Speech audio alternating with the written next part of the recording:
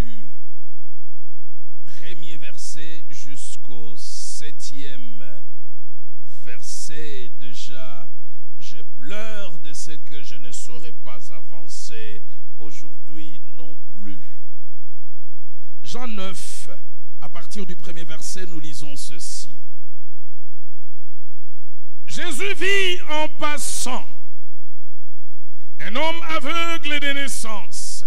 Ses disciples lui firent cette question: Rabbi, qui a péché, cet homme ou ses parents, pour qu'il soit né aveugle? Jésus répondit: ce n'est pas que lui ou ses parents aient péché, mais c'est afin que les œuvres de Dieu soient manifestées en lui. Il faut que je fasse tandis qu'il est jour les œuvres de celui qui m'a envoyé. La nuit vient où personne ne peut travailler. Pendant que je suis dans le monde, je suis la lumière du monde. Après avoir dit cela, il cracha à terre et fit de la boue avec sa salive. Puis il appliqua cette boue sur les yeux de l'aveugle et lui dit: va et lave-toi au réservoir des Siloé, nom qui signifie envoyé. Il y alla, se lava et s'en retourna, voyant clair. Notre thème, c'est encore: il est jour, il faut que je fasse les œuvres.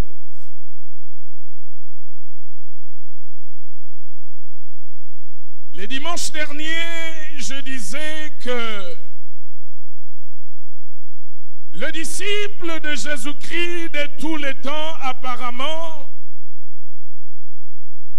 nous avons un christianisme sans pitié, un christianisme de préjugés, de jugements, une théologie négative,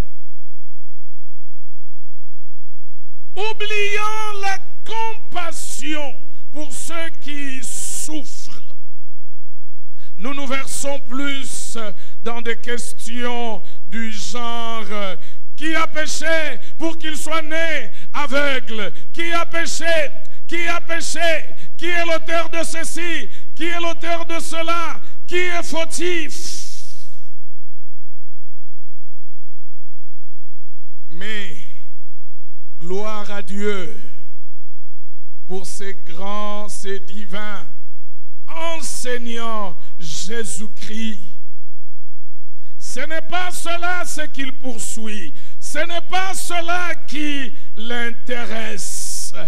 Il dit: ce n'est pas que lui, ce n'est pas que ses parents, mais c'est afin que les œuvres de Dieu s'accomplissent.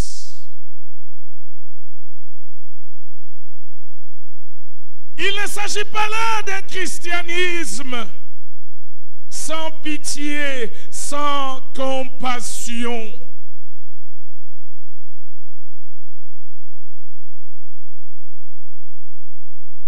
Pourquoi cette malédiction? Pourquoi est-il dans cette société, dans cette situation? Pourquoi? Et je nous ai prévenu que notre réflexion sera autour des mots jour, nuit, les œuvres, la lumière du monde. Ici, Jésus dit: le plus important est que pendant qu'il est jour, il faut que je fasse, il faut que j'accomplisse les œuvres de celui qui m'a envoyé. J'aimerais que vous disiez tous à haute voix après moi: pendant qu'il est jour, il faut que je fasse les œuvres de celui qui m'a envoyé. Allons-y, 1, 2, 3.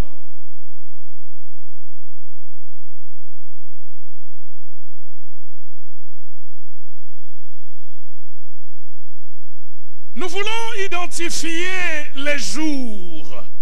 Qu'est-ce que Jésus-Christ appelle jour? Déjà, il faut que nous le sachions, qu'il ne s'agit pas ici de 24 heures, d'une période de temps de 24 heures. Ce n'est pas cela le jour auquel Jésus-Christ fait allusion. Je vais nous parler du jour en 4 mots. Premier mot, les jours selon Jésus-Christ est une allusion au temps de la grâce. Pendant qu'il est jour, il faut que j'accomplisse les œuvres de celui qui m'a envoyé. Il parle du temps de la grâce, la période de la grâce. La période de la grâce englobe la période que Jésus, le temps que Jésus a passé sur la terre, parce qu'il dit, le Fils de l'homme, le Fils de Dieu est venu avec la grâce. Le temps de la grâce part du temps que Jésus a passé sur la terre, passe par la Pentecôte, la descente du Saint-Esprit, et se poursuit jusqu'à l'enlèvement de l'Église. C'est cela les temps de la grâce. Les temps où la bonne nouvelle est prêchée, chacun use de violence pour y entrer. Voilà les temps de la grâce, temps où Dieu ne tient plus aux hommes, ne fait plus porter aux hommes le poids de leurs offenses, parce que Jésus-Christ les a portés à la croix. Alors quand Jésus dit pendant qu'il est jour, il veut dire pendant ces temps de la grâce, il est grâce. Il faut que j'accomplisse les œuvres de celui qui m'a envoyé. Deuxième application du jour. Les jours parlent aussi de la période de la naissance de chaque homme jusqu'à la mort. C'est cela les jours, les temps de la naissance jusqu'à la mort, ou tout simplement la vie. La vie, c'est les jours.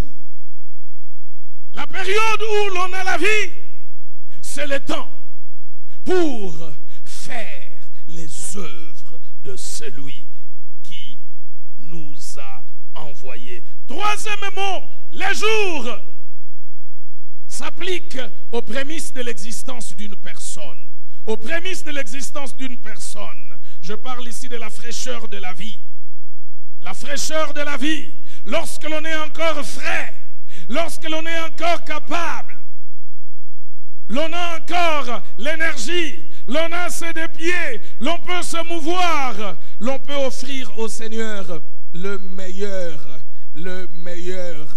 de soi-même, parce que il y a un moment où l'on perd la fraîcheur. Le prémisse de la vie, c'est parti. C'est parti.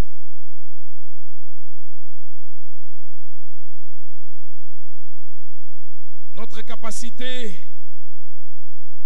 de se tenir debout que nous avions pour 7 heures debout, 8 heures, on se rend compte que ce n'est plus le cas. Ce n'est plus la fraîcheur.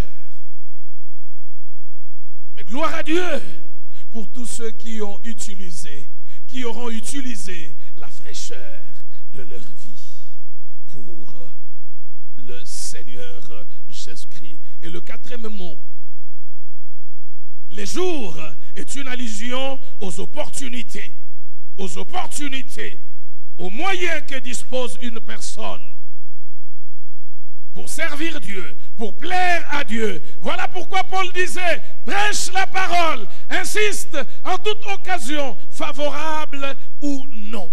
Favorable ou non.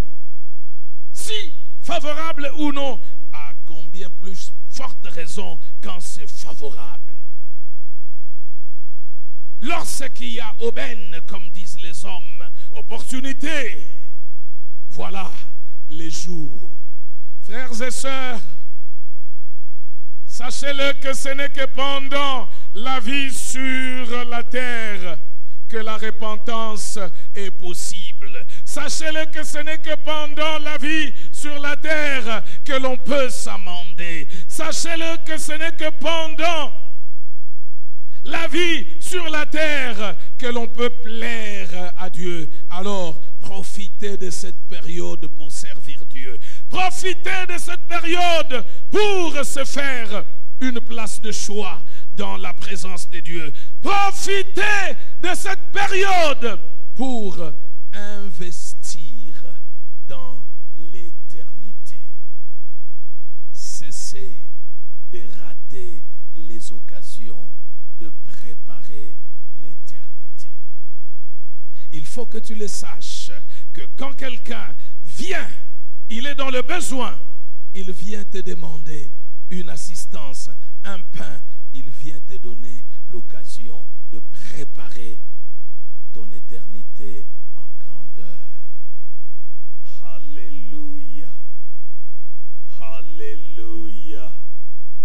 Gloire à Dieu. Voilà ce que la parole de Dieu dit. Ce que Jésus appelle les jours. Pendant qu'il est jour, il faut que j'accomplisse les œuvres de celui qui m'a envoyé.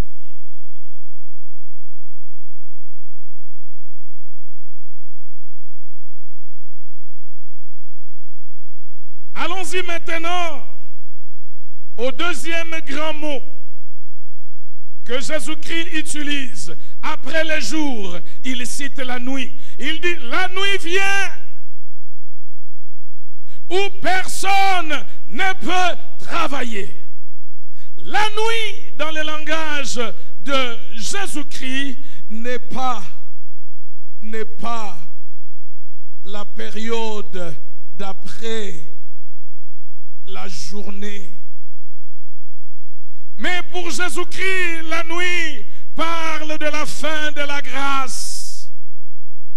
Lorsque la grâce ne sera plus, lorsque l'Esprit, le Paraclet qui convainc le monde du péché, de justice, du jugement, lorsque le Saint-Esprit qui aide à mener, à vivre la vie chrétienne ne sera plus. C'est cela, c'est que Jésus appelle la nuit. L'apôtre Paul dit, il faut que ce qui le retient ait disparu, alors apparaîtra l'Antichrist. Les lecteurs de la Bible, les théologiens ont vu dans ces mots, ont compris qu'il parlait du Saint-Esprit qui est celui qui résiste à la force de l'Antichrist, à l'apparition de l'Antichrist. L'apôtre Paul dit que si celui qui résiste à cette force du mal n'est plus, alors apparaîtra l'homme du péché. La nuit correspond à la période de fin de grâce. Lorsque le Saint-Esprit aura quitté la terre, mesdames et messieurs, chers frères et sœurs, lorsque le Saint-Esprit aura quitté la terre, les Écritures disent qu'il y aura encore possibilité de se repentir. Il y aura encore possibilité, mais ce sera au prix du sang. Le Paraclet n'est plus. Tout celui qui reconnaîtra en Christ le Messie et qui refusera la marque de la bête sera mis à mort. C'est au prix de son sang, c'est au prix du sang que l'on rejoindra le sang de l'agneau, le sang de Jésus-Christ. C'est cela la nuit, la période de fin de grâce. Et la nuit, deuxièmement, parle de l'autre côté de la vie. L'autre côté de la vie, c'est-à-dire l'au-delà, en clair, la mort.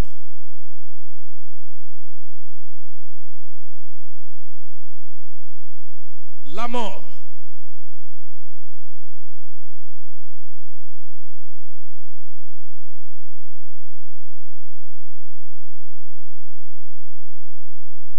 Quelqu'un me disait hier,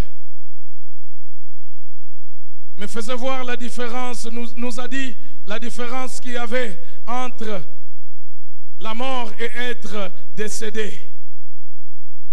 Il dit, être décédé, c'est lorsque on est parti et on a laissé l'héritage. Tandis que la mort, on est vraiment parti, on a vraiment disparu.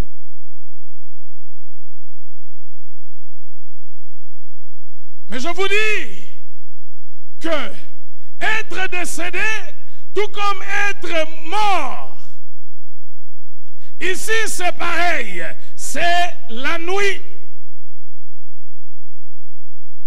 C'est la nuit qui vient où plus personne ne peut faire les œuvres de Dieu. Et le troisième mot, Christ parle de la perte des opportunités étant encore dans ce monde. Perte des opportunités étant encore dans ce monde. Par opportunité, je parle de la santé. Opportunité, je parle de toutes sortes d'ouvertures. Opportunité, je parle de moyens que quelqu'un puisse disposer pour servir Dieu. L'opportunité, les opportunités, le moyen de servir Dieu.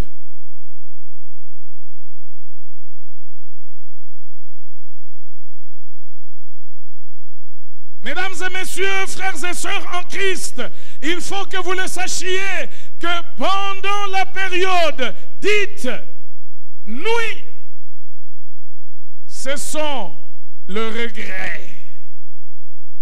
Le regret si l'on a raté des occasions de plaire à Dieu. Frères et sœurs, si toi tu pries pour que Dieu t'aide à le servir, mais je vais te dire comment moi je prie, pourquoi moi je prie. Moi, je prie le Seigneur, je lui dis, Seigneur, je voudrais être ce produit fini que ton bon conseil a arrêté, que ta bouche a déclaré, car plusieurs servent le Seigneur, mais ils sont à peu près ce que Dieu dit. Ils font à peu près. Plusieurs, ils sont là, ils servent, mais ce qu'ils font, c'est presque ce que Jésus-Christ dit. Alors, je ne voudrais pas être presque, je ne voudrais pas faire à peu près. Je ne voudrais pas me féliciter de ce que le Seigneur a accompli au travers de moi, mais je voudrais, comme Christ lui-même le dit avant de rentrer au Père, je t'ai glorifié sur la terre, je achevais l'œuvre que tu m'as donnée. Je disais que pendant la nuit, c'est la période de regret. La période de regret. Bien-aimés, parce que nous vivons, parce que l'on vit conscient après la mort, il faut que vous le sachiez qu'après la